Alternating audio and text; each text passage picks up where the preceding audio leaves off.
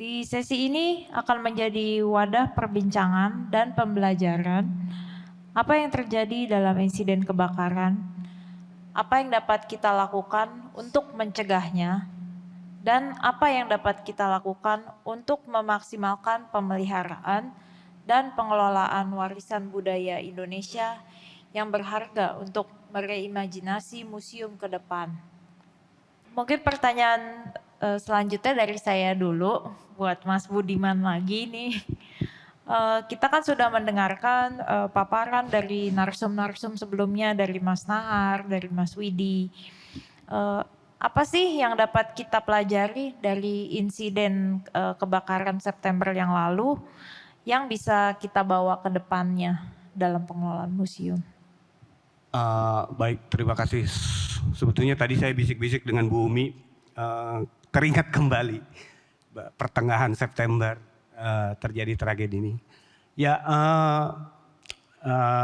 tragedi ini tentunya membawa sebuah pelajaran, Mbak, bagi kita semua dan sekaligus warning atau peringatan bagi insan permusiuman, bagi museum-museum yang ada di Indonesia tentunya secara umum, warning terhadap adanya agen-agen perusak koleksi di sekitar kita yang harus kita perhatikan, yang harus kita cermati secara seksama. Tentunya ini bukan hal yang mudah, perlu ada sebuah kerja keras yang sangat serius dari berbagai bidang, melibatkan seluruh stakeholder permusiuman baik internal maupun eksternal menurut saya. Karena bagaimanapun ini semua demi pelestarian kebudayaan bangsa kita sendiri. Dan apa yang bisa kita pelajari tentunya dari insiden kebakaran yang terjadi di Museum Nasional itu, salah satunya kerjasama, Mbak. Jadi kalau saya boleh katakan bahwa museum dahulu kala, kita berbicara dahulu, saya anak arkeologi juga, dahulu kala itu lebih identik kepada milik dalam tanda petik ya, milik orang-orang tertentu. Mungkin ada yang bilang, wah ini memiliki arkeologi, milik antropologi, sejarah. Namun dewasa ini ternyata museum itu sama sekali bukan milik parsial, milik beberapa golongan, tapi milik kita semua, tentunya milik bangsa Indonesia. Dan ini sudah tercermin dari insiden kebakaran ini. Kami tentunya sangat mengapresiasi banyak masyarakat, stakeholder yang sangat peduli dengan insiden yang terjadi di Museum Nasional ini. Banyak yang mau terlibat, ingin membantu segala macam, namun kami juga mohon maaf yang sebesar-besarnya karena tidak bisa semua untuk kami terima bantuannya. Jadi kami harus fokus dengan apa langkah yang sudah kami rencanakan seperti itu. Jadi pembelajarannya seperti itu, kerjasama antar lini, antar stakeholder. Jadi beruntung buat kami sekarang Museum Nasional beserta museum-museum lain yang ada di bawah naungan Dirjen Kebudayaan bergabung ke dalam satu nomenklatur yaitu Museum dan Cagar Budaya, mungkin IHA, Indonesian Heritage Agency. Ini menyatukan semua potensi yang ada di Indonesia. Bayangkan Mbak, dulu kala kalau hal ini terjadi, saya perlu panahar, itu saya harus bersurat dulu, menunggu persetujuan pimpinan, menunggu tetek bengek hal-hal administrasi lainnya. Tapi sekarang tanpa disuruh, beliau datang dari Jogja, standby, dan sewaktu kami perlukan beliau bisa datang. Itu salah satu pelajaran yang bisa kami dapat. Demikian sih. Makasih Mas Budiman. Jadi kuncinya memang kolaborasi ya. Betul. Dan untuk kedepannya museum itu harus inklusif. Jadi bukan milik 1-2 golongan tapi ya milik kita bersama. Karena ini kan warisan bersama juga. Betul. Nah mungkin sebelum saya lanjut ke mas-mas yang lain, ini satu lagi pertanyaan, selama proses pemulihan yang sedang berjalan ini, ada yang bisa Anda ceritakan tentang proses pemeliharaan koleksi museum saat ini? Ini pertanyaannya museum secara global atau museum nasional nih Mbak? Museum Nasional Indonesia. Jadi pemeliharaan koleksi di museum sebetulnya ya sudah berjalan dengan baik meskipun masih belum ideal atau belum sempurna. Hal ini banyak ya Mbak, kendala-kendalanya tentunya nanti Pak Nahar bisa menambahkan tentang hal tersebut. Ada kendala prasarana, teknologi, SDM juga salah satunya seperti itu. Dan bagaimana menuju lebih baik tentunya perlu ada langkah-langkah konkret dari kita semua untuk menambah atau meningkatkan kualitas, baik itu kualitas sarana maupun kualitas dari SDM. Langkah-langkah yang bisa kita dapat dan tentunya ini juga sudah kita jalankan di dunia permusiuman, khususnya di Museum Nasional. Itu kita mengadakan pelatihan, mengadakan sharing knowledge dengan pihak-pihak luar, baik dari dalam maupun luar negeri seperti itu, atau bahkan lebih formalnya meningkatkan pendidikan secara formal seperti itu untuk jenjang yang lebih tinggi. Karena ya SDM di Museum Nasional secara khususnya ya untuk pemeliharaan koleksi yang cukup banyak, mungkin sekitar ratusan ribu koleksi yang ada di Museum Nasional itu SDM-nya sangat kurang Mbak. Jadi memang mudah-mudahan dengan adanya sebuah reorganisasi dari Dirjen Kebudayaan yang tergabung dalam Museum dan Cagar Budaya ini bisa menjadi sebuah solusi setidaknya untuk proses pemeliharaan koleksi yang ada di Museum Nasional. Seperti itu. Baik. Terima kasih Mas Budiman. Kita sudah mendengarkan ini kisi-kisi dari depan layar. Sekarang saya mau nanya ke teman-teman mas-mas yang di dapur. Ini untuk Mas Nahar dan Mas Widi. Gimana kesan bekerja sama atau berkolaborasi dengan berbagai tenaga ahli? Apa yang Anda pelajari, juga gimana dinamika dan tantangan yang dihadapi selama proses. Saya persilakan Mas Nahar duluan.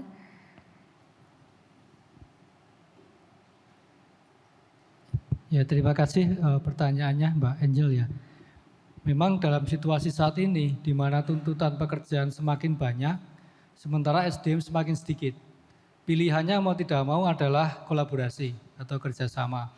Nah mungkin saya bisa sampaikan juga kalau di konservasi itu kita memiliki unit-unit di mana masing-masing unit itu juga memiliki konservator. Maka yang bisa kita lakukan adalah bagaimana memobilisasi dan menyatukan para konservator ini untuk melakukan suatu program prioritas. Misalnya untuk penahan Museum Nasional ya, kemarin kebakaran ini.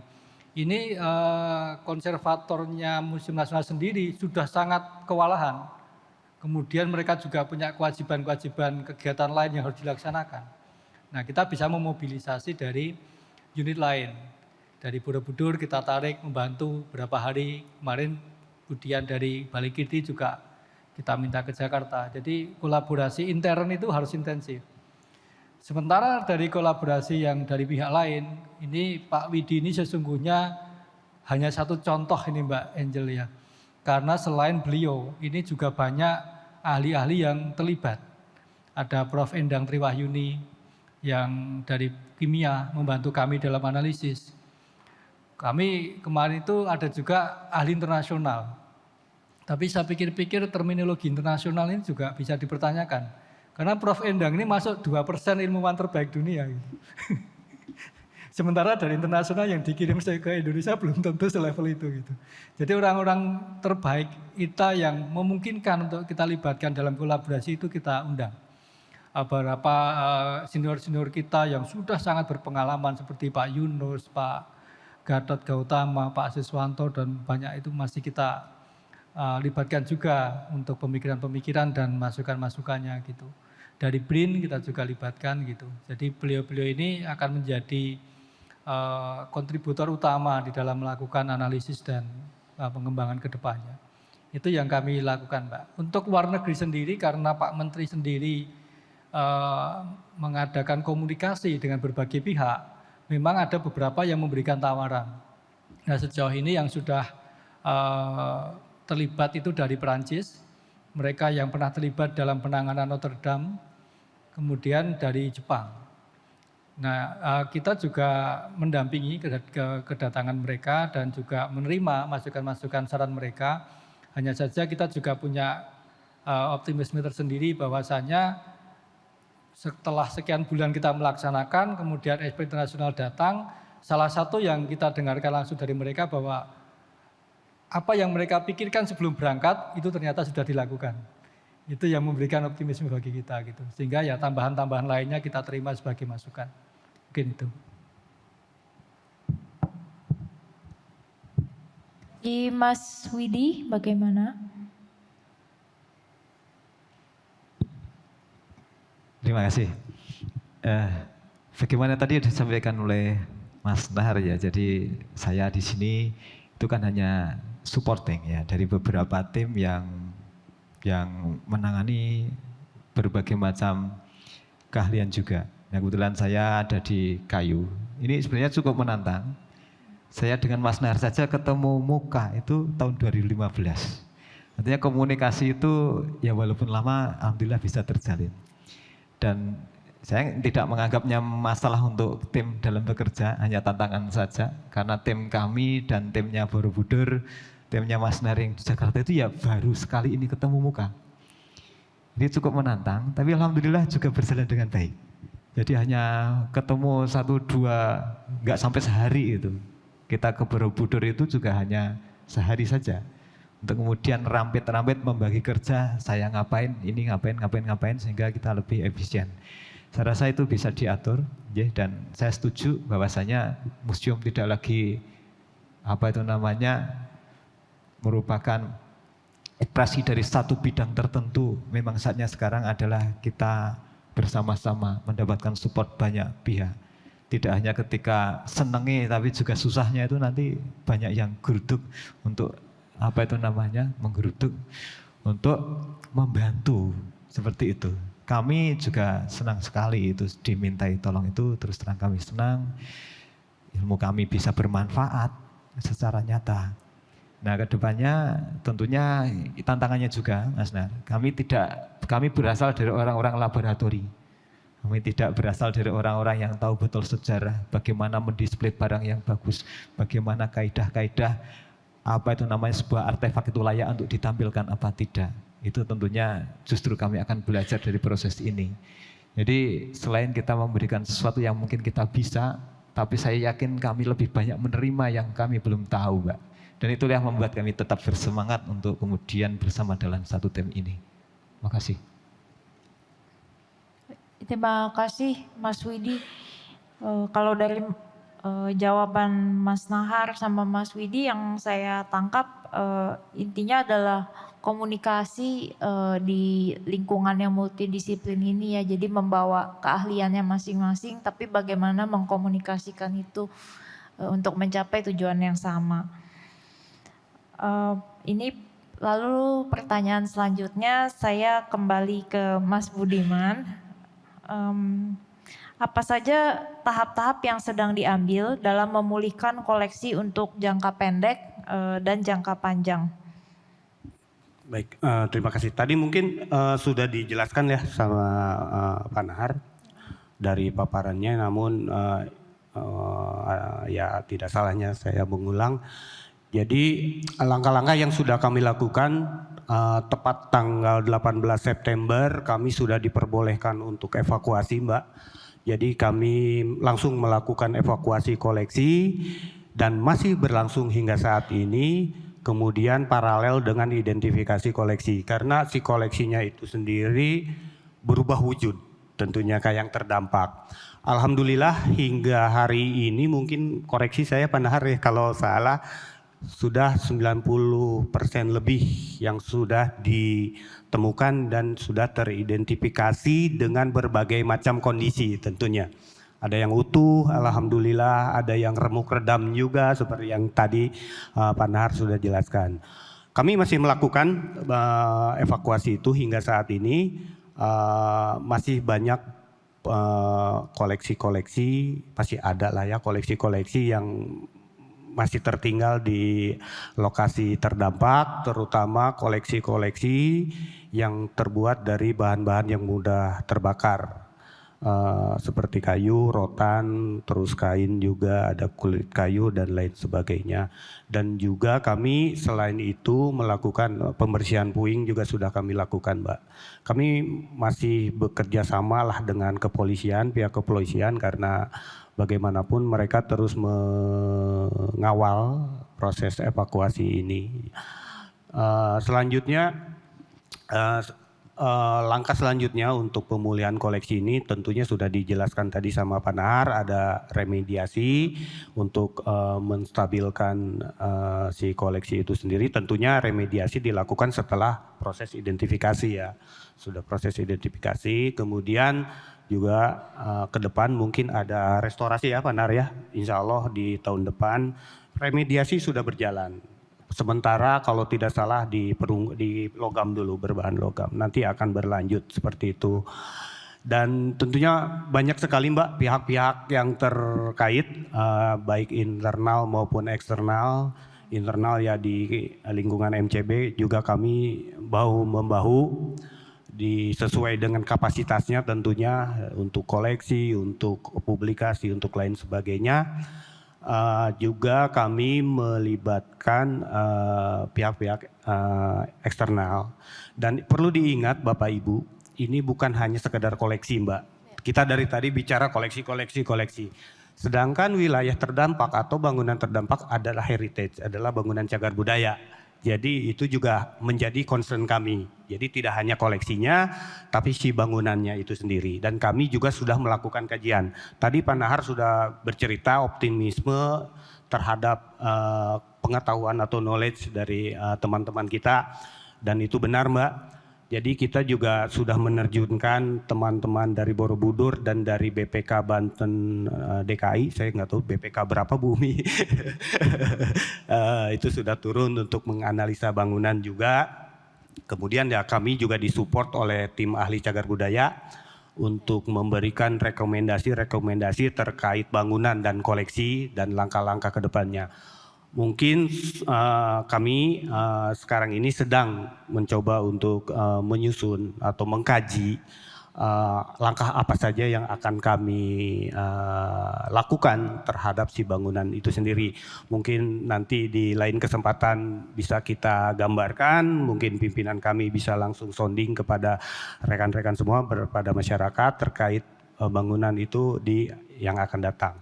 Mungkin selain dari internal juga tadi Pak Nahar sudah mention dari pihak-pihak internasional tanda petik yang ya beberapa ada dari Perancis, 2 arsitek yang pernah terlibat di Notre Dame yang mengalami hal serupa.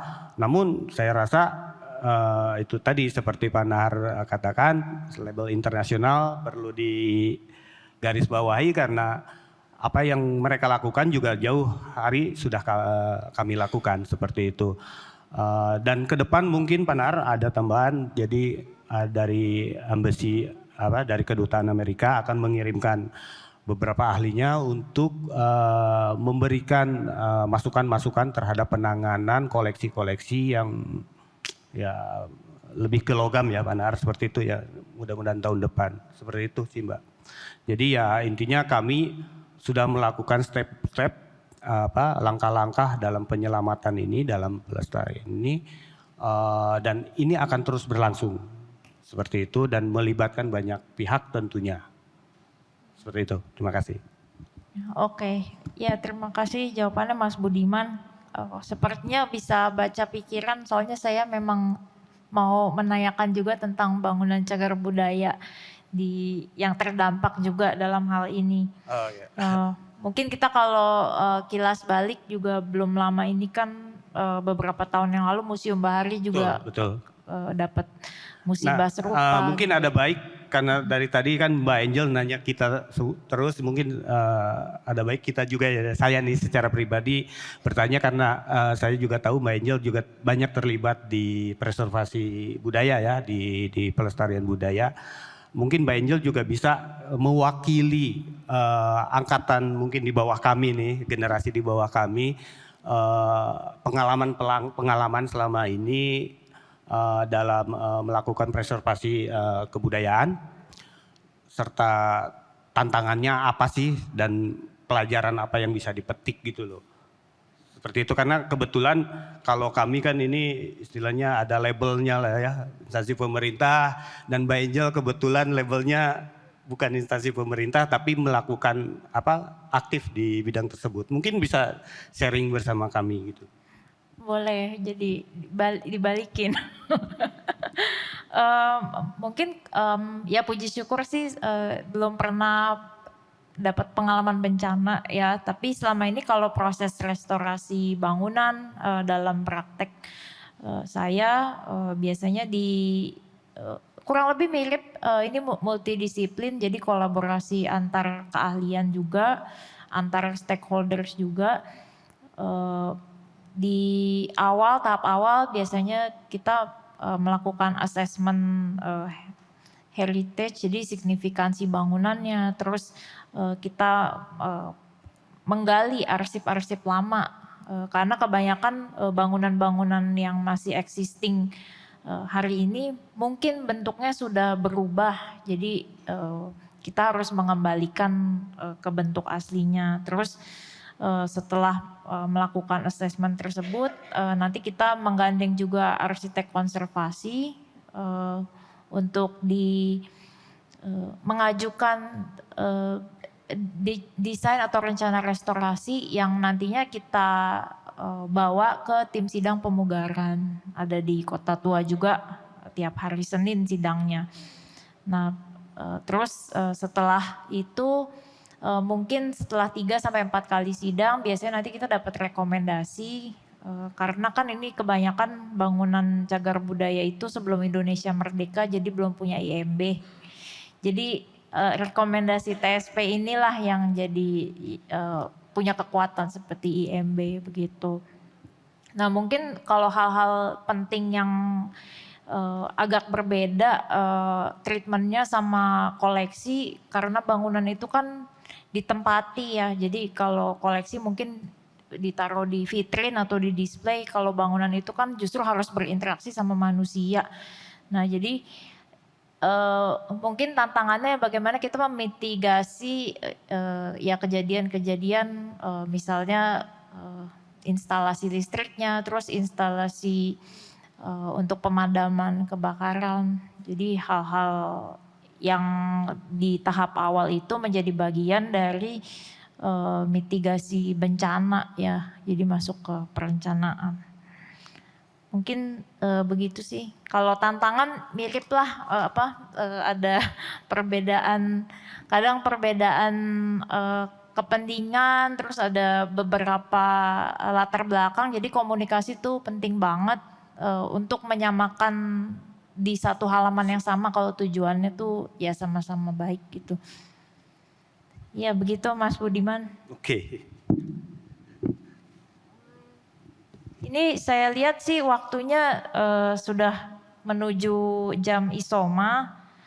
Jadi mungkin saya mau mengucapkan terima kasih buat Mas Nahar, buat Mas Widi, juga Mas Budiman atas ini belajar banyak saya juga di sini hari ini. Mudah-mudahan teman-teman museum juga dapat pengalaman yang sama seperti saya. Semoga bermanfaat untuk museum dan cagar budaya Indonesia di masa depan.